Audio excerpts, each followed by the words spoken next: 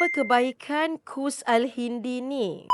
Terima kasih Cik Maria atas komen tu. Okay, macam anda boleh tengok, walaupun dah ramai order Kus Al-Hindi ni, tapi masih ramai yang belum tahu manfaatnya. Okay, ada 3 bahan yang terdapat dalam teh ini. Yang utama, dia ada mengandungi Kus Al-Hindi. Okay, orang putih panggil Costus root. Ya. Yang kedua, dia mengandungi kayu manis. Dan yang ketiga, mengandungi roselle. Bagi yang tak biasa dengar, sebenarnya Kus Al-Hindi ni sangat banyak khasiat dia. Dan herba ini juga ada disebut dalam hadis. Subhanallah. Batuk, cepat penat, susah tidur malam, kahak pekat, insya-Allah. Kalau nak info lanjut, boleh tekan link di bawah.